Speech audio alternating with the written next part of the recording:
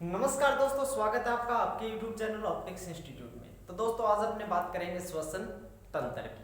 पाचन तंत्र अपना कंप्लीट हो चुका था और अब जो टॉपिक आता है अपने पास अगला आता है कौन सा? श्वसन तंत्र। ठीक है, श्वसन तंत्र के अंदर जिस प्रकार से अपने पाचन तंत्र के अंदर सबसे पहले बात की थी, किसकी? पाचन की बात की थी। तो उसी प्रकार क्या करेंगे यहाँ पे, सबसे पहले अपनी बात करेंगे कि श्वसन क्या होता है।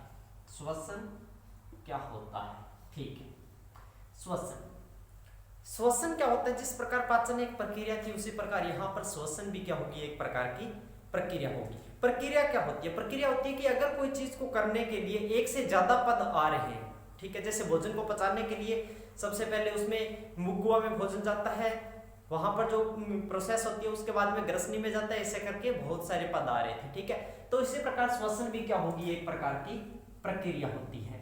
ठीक है, अब अगर आपको श्वसन की परिभाषा पूछ ले कि श्वसन किसे कहते हैं और आपको लिखनी है क्या श्वसन की परिभाषा, तो आप क्या करोगे? श्वसन की परिभाषा लिखने के लिए आप क्या करोगे? लिखोगे श्वसन एक प्रकार की क्या होती है? प्रक्रिया होती है। ठीक है, अब कौन सी प्रक्रिया होती है? श्वसन की जो प्रक्रिया होती है उसके बाद में अपने शरीर को क्या मिलती है? ऊर्जा मिलती है। क्या मिलती है? ऊर्जा मिलती है। तो श्वसन वह प्रक्रिया है जिसके द्वारा हमारे शरीर को क्या मिलती है? ऊर्जा मिलती है। ये तो बात हुई श्वसन की। ठीक है, श्वसन की प्रक्रिया के अंदर क्या होता है कि सबसे पहले जो श्वास होता है वो क्या करता है? वातावरण से जो वायु अपने लेते हैं वो जाती है किसके अंदर? सभी जानते हैं किसके अंदर जाती है? फेफड़ों के अंदर जाती है। ठीक है, फेफड़ों के अंदर जाने के बाद में जो वायु होती है वो जाती है क्या? रक्त के साथ में जाती है अपनी कोशिका तक। क्या करती है? कोशिका तक जाती है। ठीक है, जब वातावरण से इस तरफ जाएंगे तो क्या होती है? O2 जाती है। जब वापिस कोशिका से जब वापस, क्योंकि श्वसन के अंदर क्या होता है? दो प्रकार की, एक अपने क्या लेते हैं? सांस लेते हैं और दूसरी बार क्या करते हैं? सांस बाहर निकालते हैं। तो जब सांस लेंगे उस टाइम तो फेफड़ों से जो कोशिका में जाएगी वो क्या जाएगी? ऑक्सीजन जाएगी। और जब वापस आने की बात होती है तो ये क्या लेके आती है? CO2 लेके आती है। ये तो बात हुई किसकी? श्वसन की। ठीक है, श्वसन के अंदर क्या होता है? श्वसन एक प्रकार की प्रक्रिया होती है जिससे हमें क्या मिलती है? ऊर्जा मिलती है। और श्वसन जो प्रक्रिया होती है उसके अंदर 3 पद आते हैं। कौन कौन से? नंबर 1 वातावरण से जाएगी कहां पे? नंबर 1 वातावरण से कहां पे जाएगी? वायु किस में जाएगी? फेफड़ों में। और फेफड़ों से आगे किस में जाएगी?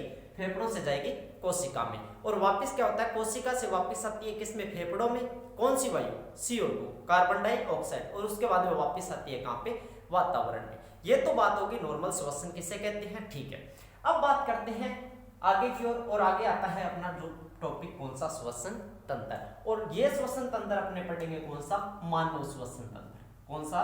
मानव श्वसन तंत्र।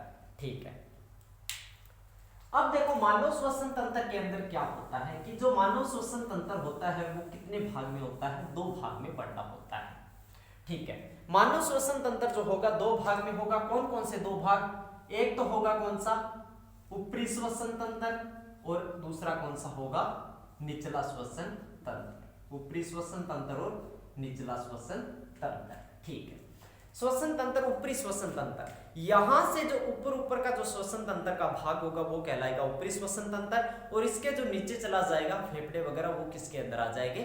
निचले श्वसन तंत्र के अंदर आ जाएंगे। यहां तक का मतलब ग्रसनी तक की बात कर रहे हैं। ठीक है, तो ऊपरी श्वसन तंत्र के अंदर सबसे पहले अपने पढ़ेंगे कौन सा?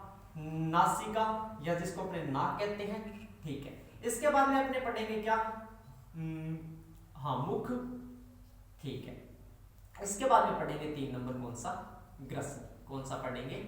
ग्रसनी। ठीक है, और यहीं पर ग्रसनी के पास में, यहीं पर ग्रसनी में एपिग्लोटिस पढ़ लेंगे। और एक आता है अपने पास है सवर्यंतर। कौन सा आता है? सवर्यंतर। ठीक है, इसके बाद में निचला श्वसन तंत्र जो है इसके अंदर अपने क्या पढ़ेंगे? इसके अंदर एक तो पढ़ेंगे श्वासनाल, श्वासनाल। और पढ़ेंगे क्या? श्वासनाल, या जिसे इसे क्या बोलते हैं? ट्रैकिया। इंग्लिश में इसको कई बार सीधा ऐसे लिखा होता है, ट्रैकिया। ठीक है, श्वासनाल के बाद में पढ़ेंगे अपनी क्या? श्वसनी, इसे ब्रोंकाई कहते हैं। ठीक है, और इसके बाद में आता है श्वसनिका। श्वसनिका, श्वसनिका कहते हैं ब्रोंक्यूल्स, ब्रोंक्यूल्स। ठीक है, और इसके बाद में आता है फेफड़े। क्या आता है? फेफड़े, फेफड़े। और एक आ जाएगा अपने पास क्या? श्वसन मांसपेशियां। ये अलग से पढ़ना है, श्वसन मांसपेशियां, जिसके अंदर अपने क्या पढ़ेंगे, डायफ्राम को पढ़ेंगे, कैसे होता है डायफ्राम, कैसे संकुचित होता है, क्या होता है, सारा कुछ। ठीक है, अब देखो ऊपरी श्वसन तंत्र के अंदर अपने को पढ़ना है सबसे पहले नाक। ठीक है, नाक के बाद में अपने को पढ़ना है मुंह है, और उसके बाद में ग्रसनी, और ग्रसनी के बाद में स्वरयंत्र। इधर अपने को श्वासनाल, श्वसनी, श्वसनिका और कौन सा, फेफड़े और श्वसन मांसपेशियां। ये इतने भाग है किसके, श्वसन तंत्र के। चलो अब बात करते हैं एक एक की कौन कौन से। सबसे पहले ऊपरी श्वसन तंत्र को उठाते हैं। ऊपरी श्वसन तंत्र के अंदर अपने किसकी बात करते हैं, नासिका की बात करते हैं। ठीक है, नासिका के अंदर देखो, अब देखो अपने सबसे पहले क्या होते हैं कि जो सांस लेते हैं तो किससे लेते हैं, नाक से सांस लेने की कोशिश करते हैं। कई बार क्या होता है, जुकाम लगा होता है, नाक से सांस नहीं आ पाता है, जो नाक के अंदर से जो नेजल स्पॉन्ज होती है वो क्या हो जाती है, चिप जाती है। तो क्या होता है कि अपने मुंह से भी सांस लेते हैं। ठीक है, इसलिए 2 नंबर पे क्या लिखा था, मुख लिखा था। नंबर 1 अपने पास क्या आती है, नासिका। तो नासिका जो होती है वो क्या होती है, प्राथमिक अंग के तौर पर कार्य करती है।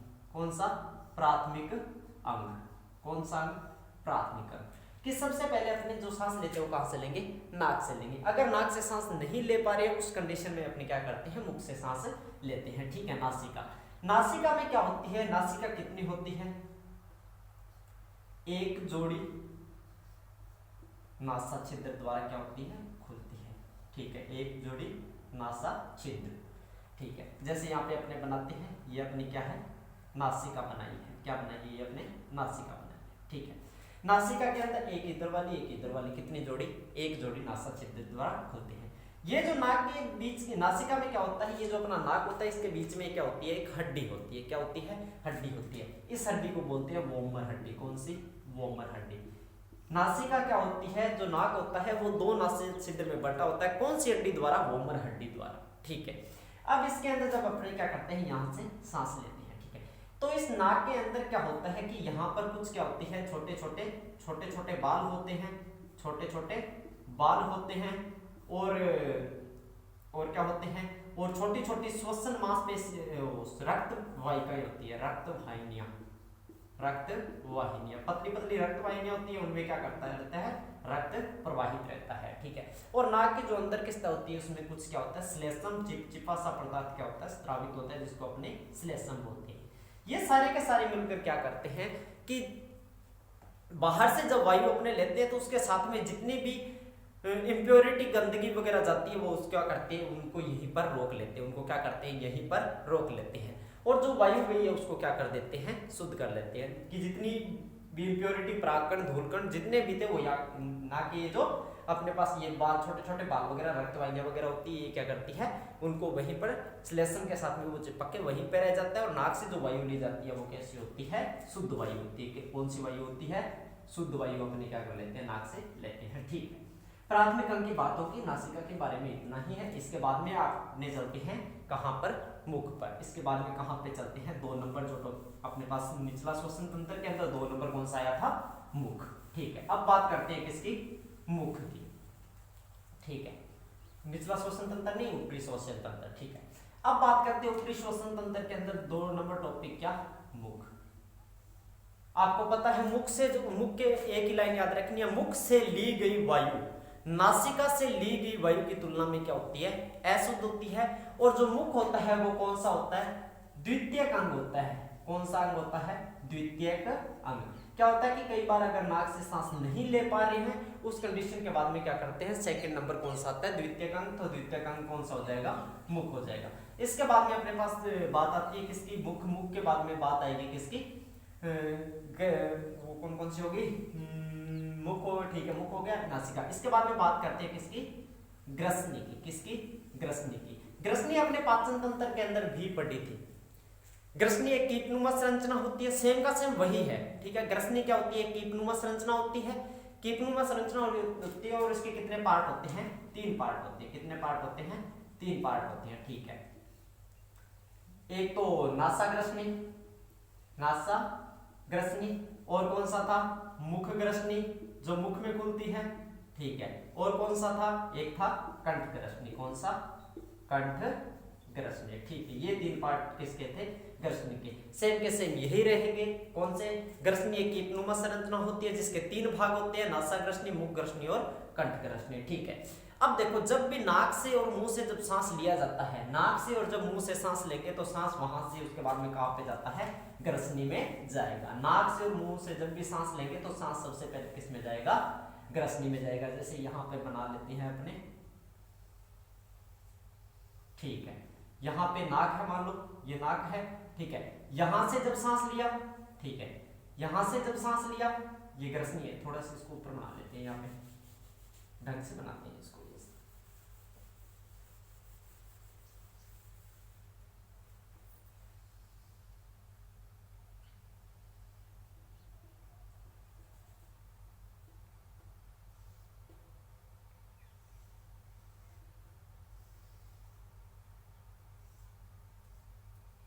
ठीक है, ये जो पार्ट अपने पास आता है ये कौन सा है? ग्रसनी है। कौन सा है? ग्रसनी है। ठीक, यहां से ये देखो इधर जो मुख की ओर खुल रहा है इसको क्या बोलते हैं? जो मुख की ओर खुल रहा है इसको बोलते हैं क्या? मुख ग्रसनी। कौन सा? मुख ग्रसनी। और जो ऊपर नाक की ओर खुल रहा है यहाँ पे इसको बोलते हैं क्या? नासा ग्रसनी। क्या बोलते हैं? नासा ग्रसनी। और यहां से आने के बाद में जब ग्रसनी नीचे की ओर खुलेगी उसको क्या बोलेंगे अपने? कंठ ग्रसनी। इसको क्या बोलते हैं? कंठ ग्रसनी। ये कहां पे खुलता है? आगे कंठ की ओर खुलता है। ठीक है, अब देखो मुख से सांस लो भले ही नाक से सांस लो, सबसे पहले जो वायु होती है वो किसके अंदर आएगी? ग्रसनी के अंदर आएगी। और ग्रसनी के बाद में कहां पे जाएगी? ग्रसनी के बाद में सीधी जाएगी कहां पे? कंठ ग्रसनी। कहां पे जाएगी? कंठ ग्रसनी में। अब देखो कंठ ग्रसनी, यहां पर कंठ ग्रसनी के प्रारंभ में एक चीज होती है जिसको बोलते हैं क्या? स्वर यंत्र। क्या बोलते हैं? स्वर यंत्र। ठीक है, स्वर यंत्र, वोकल कॉर्ड, शायद इंग्लिश को वोकल कॉर्ड बोलते हैं इसको। ठीक है, तो स्वर यंत्र, ठीक है, जिससे क्या होती है अपने आवाज जो निकलती है, जितने भी सुर निकलते हैं जब अपने बोलते हैं, जैसे अपने बोल रहे हैं तो ये जो आवाज निकलती है कहां से निकलती है? वोकल कॉर्ड या स्वर यंत्र से निकलती है। ठीक है, स्वर यंत्र में क्या होती है? 9 प्रकार की उपास्थि 9 प्रकार की उपास्थि पाई जाती है। 9 प्रकार की उपास्थि या 9 प्रकार की अस्थि जिसको बोल सकते हैं वो पाई जाती है। ठीक है, 9 प्रकार की उपास्थि पाई जाती है। जब इन उपास्थियों से क्या होती है? जब वायु टकराती है तो ये क्या करती है? आवाज उत्पन्न करती है। ठीक है, स्वर यंत्र आपने ये कक्षा 8 के अंदर भी पढ़ा था जिसके अंदर एक गुब्बारे का प्रयोग भी था। ठीक है, ये पढ़ के हो आप कि जब उसमें से पतली झिल्ली में से क्या होती है? वायु जब चीर कर निकलती है तो उससे क्या होती है? आवाज उत्पन्न होती है। ये बात है स्वर यंत्र की। ठीक है, एक आधी लाइन है, इसकी ज्यादा बड़ा है नहीं। ठीक है, स्वर यंत्र नासिका होगी, मुख हो गया, मुख के बाद में ग्रसनी होगी और ग्रसनी के बाद में स्वर यंत्र हो गया। ठीक है, ये तो था ऊपरी श्वसन तंत्र के अंदर। और ऊपरी श्वसन तंत्र के अंदर एक नाम और आता है, वो कौन सा आता है? एपिग्लोटिस। क्या नाम आता है? एपिग्लोटिस। और एपिग्लोटिस आप अच्छी तरह से पढ़ के आ चुकी है। एपिग्लोटिस, एपिग्लोटिस क्या होता है? इसी को बोलते हैं क्या? घंटी ढक्कन। क्या बोलते हैं?